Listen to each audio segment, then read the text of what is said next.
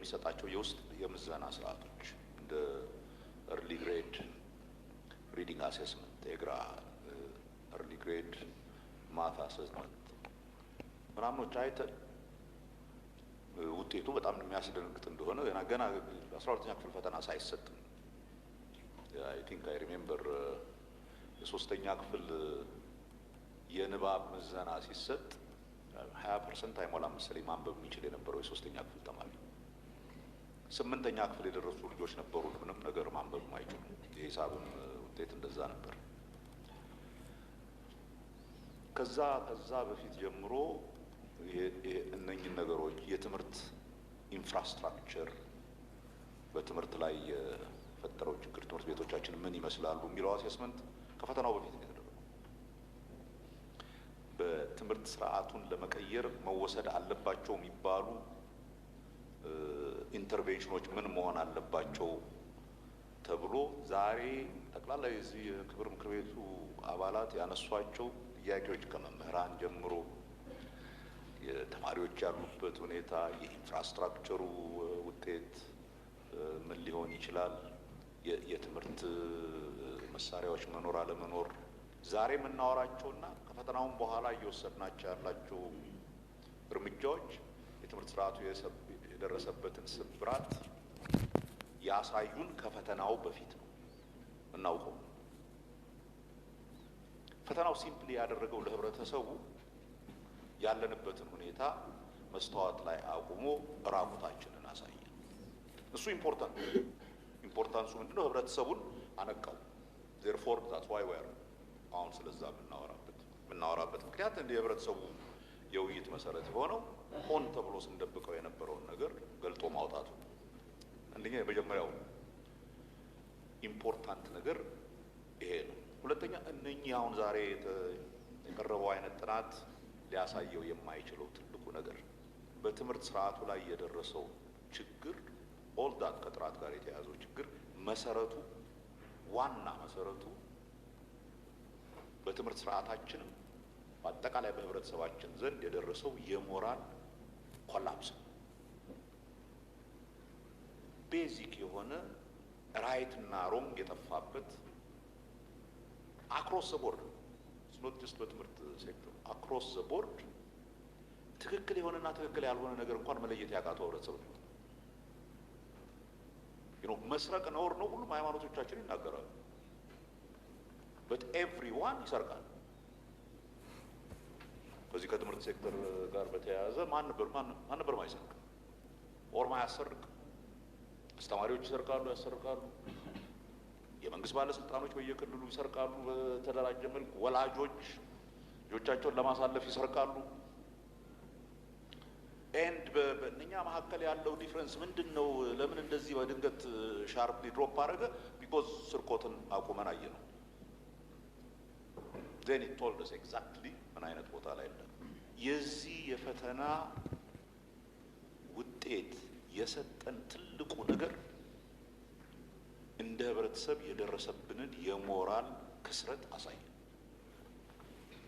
ኮዞሎይስ ለማንኛውም መፍትሄ የመጀመሪያው ነገር የችግሩን ምንጭ ማወቅ ይሄን የሞራል ክስረት አድሬስ ምናደርግበት ትምህርት ሰርቶ አጥንቶ ነው የሚታለፈው ዝም ብሎ አይታለፍም ኮርጆ አይታለፍም አጭበርብሮ አይታለፍም የክልል እንትኖች የኛ አካባቢ ሰዎችን ለማሳለፍ ብለው ተደራጅተው ሰርቀው እንትን ስላደረጉት ነገ ቢያጥቁት እንትን ነው የሚሆነው በነገራችን ላይ የመጀመሪያውን ፈተና ውጤት ስናይ ገና ይሄ ፈተና ከመቀየሩ በፊት ከፍተኛ ውጤት ያመጡት ክልሎች አንደኛው ታዳጊ ክልል 78% ነው ያሳለፈው ስርቆቱ ከመቆሙ በፊት ሁለተኛው እንደዚሁ ታዳጊ ክልል ወደ 60 ምናምን በመቶ ነው ያሳለፈው actually ከ70 በላይ እነኚህ የሚያሳዩት ልክ ፈተናው ሲመጣና እንትን ሲያርግ ኮምፕሊትሊ ያንን ዲፈረንስ በአዲስ መልክ በአዲስ እንትን አወጣው ፈተናው በሞራል ውድቀት የደበቅነውን ነገር አውጥቶ አሳየ that's what it did እሱ ደግሞ በጣም ኢምፖርታንት ነው because ከዛ በኋላ የሆነውን ነገር ብታዩ የትምህርት ስርዓቱን ወር የትምህርት ጥራቱን ለማሻሻል መውሰድ ያሉብን እርምጃዎች ምን እንደሆኑ ቀድመን እንኳን ብናውቅ በዛ ላይ ስራዎችም ጀምረን ነበር። አሁን የምንሰራው ያን የምንሰራቸው ልንሰራ ያሰብናቸው እንትኖች ነበሩ። ትልቁ ልዩነት ልክ እንደ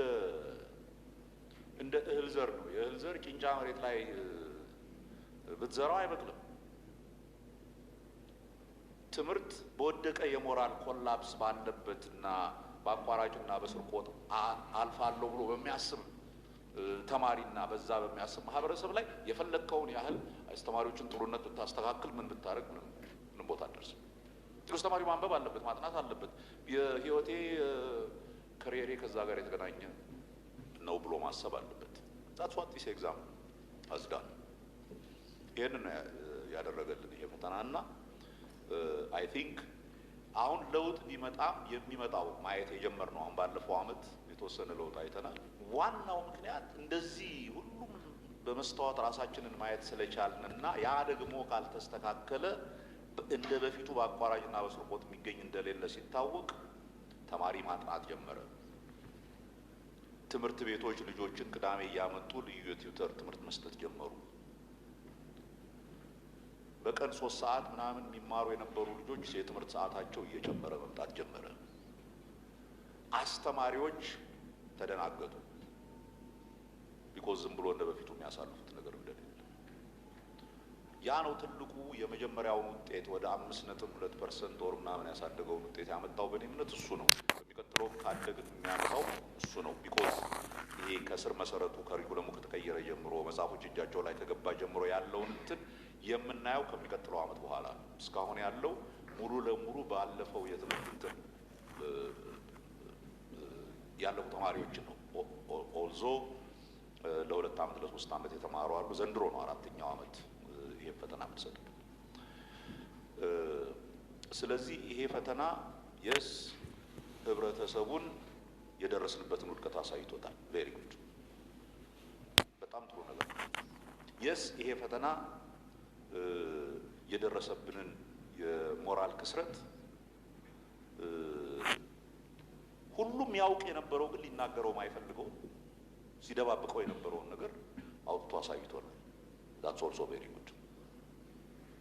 so I think አሁን እነኛ ያልናቸው ነገሮች ማስተካከል መጀመር የጀመርናቸው ናቸው። እነሱ ላይ በደንብ ኮንሰንትሬት አድርጎ ከሄድን ተማሪም የሚያልፈው በጥናት መሆኑን ማወቅ ሲጀምር ቤተሰብ በትምህርት ላይ አሁን ብዙዎቻችሁ ተናግራችኋል። ቤተሰብና አካባቢው ወላጆች በትምህርት ላይ የሚኖራቸው ሚና በጣም ኢምፖርታንት ነው። በአንድ ላይ ነው መሆን ያለበት የሚለውን የኢትዮጵያ ወላጆች ይሄንንም አይተው ትምህርት ቤቶቻችሁን አሻሽሉ ስንላቸው በትምህርት ለትውልድ ማናችንም ባላሰብነው መንገድ ለልጆቻቸው ትምህርት ምን ያህል እንደሚጨነቁና ምን ያህል ካለች ከሌለቻቸው እንትን አውጥተው እንደሚሰጡ ያየነው። ወደ 40 ቢሊዮን ብር በአይነትና በገንዘብ ነው የኢትዮጵያ ወላጆችና ኮሚኒቲ ያዋጡ ትምህርት ቤቶችን ለማደስ።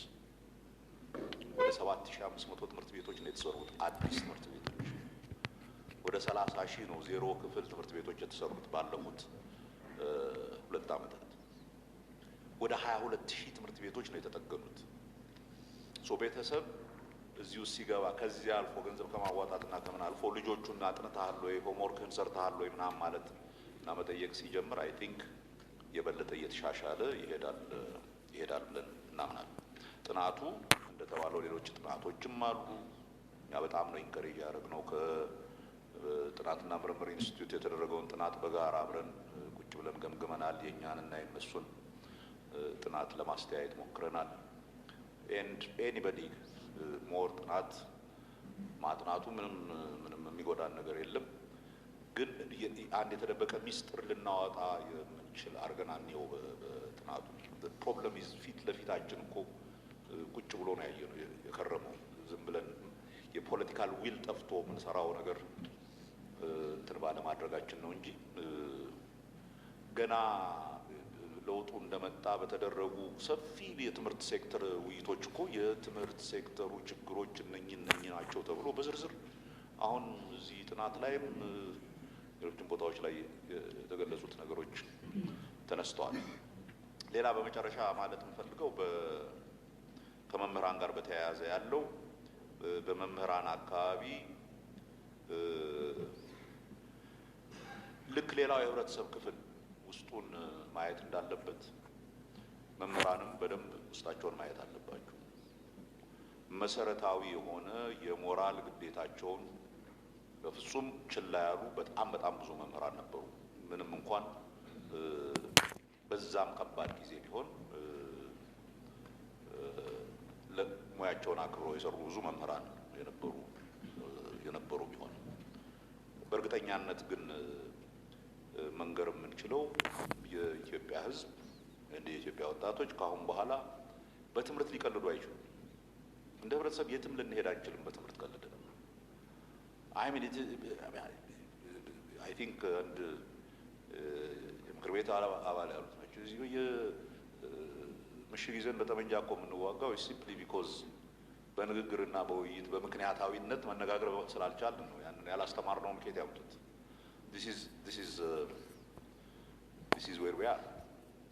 የመምህራንን የኑሮ ሁኔታ ማሻሻል ትምህርትን ለማሻሻል በጣም ኢምፖርታንት ነው። በዚህ ላይ ምንም እንትን የለንም። ያለው ጥያቄ ከሀገሪቱ የኢኮኖሚ አቅም ጋር ይሄዳል ወይ? እስከዛስ ምን እናርግ? እንደው በትልቁ ደሞዝ መጨመር ባይቻል እንኳን ምን እናርግ የሚለው ነው። ከዛ ጋር በተያያዘ ነው በትምህርት ሚኒስቴር እና ከዩኒቨርሲቲዎች ጋር በጋራ ሆነን የመምህራን ባንክ እንጀምር ብለን የመምህራን ባንክ ለማቋቋም እንቅስቃሴ የጀመርነው። ተስፋ አደርጋለሁ እስከሚቀጥለው ዓመት ይደርሳል። ያም እናስበው ሲምፕሊ እንደው ቤት እንኳን ለመስራት ቢፈልጉ በአነስተኛ ወለድ ቤት ሊሰሩ የሚችሉበትን ከፋይናንስ ሲስተሙ ጋር መምህራንን ማቆራኘት ይጠቅማል በሚል እሱን እናደርጋለን። ሆፕፉሊ የሀገሪቱ የኢኮኖሚ ሁኔታም እየተሻሻለ ሲሄድ ለመምህራን ቢያንስ መምህራን በአስተማሪነት ደሞዝ ሀብታም አይሆኑም፣ ግን ልጆቻቸውን ማብላት ማስተማር የሚችሉበትን ያህል እንትን እንኳን መስጠት ካልቻል ዜን በዘላቂነት ችግር ውስጥ እንገባለን። የዚህ እንትን ግልጽ የሆነው አንዱ የችግር ማሳያ የመምህራን እጥረት ነው። ሲግኒፊካንት የሆነ የመምህራን እጥረት አለ። ወደ መምህርነት ሙያ ለመግባት የሚያስቡት ቅድም ተብሏል። ይሄ ሁላችንም የምናውቃቸው ናቸው፣ አዲስ ነገር አይደለም። በትምህርታቸውም በጣም ደካማ ግሬድ ያመጡ ናቸው።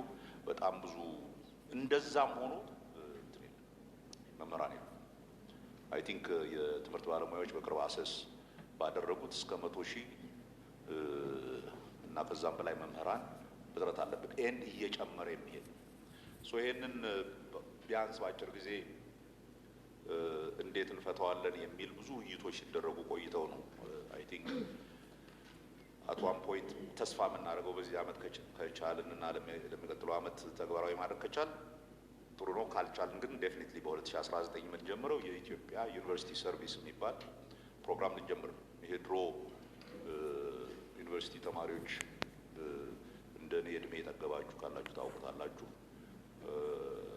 ዩኒቨርሲቲ ተማሪዎች 3ኛ ዓመት ሲጨርሱ 4ኛ ዓመት ከመግባታቸው በፊት ለ1 ዓመት ይሄ በነፃ ያስተማራቸውን ማህበረሰብ ለማገልገል ራሳቸውም ተግባራዊ ትምህርት እንዲያገኙ በየክልሉ ሄደው በየሙያቸው ይሰሩ ነበር ለ1 ዓመት። ቤዚኮቻቸውን ብቻ ከፍሎ ከዛ ሲመለሱ 4ኛ ዓመት ይሆናሉ።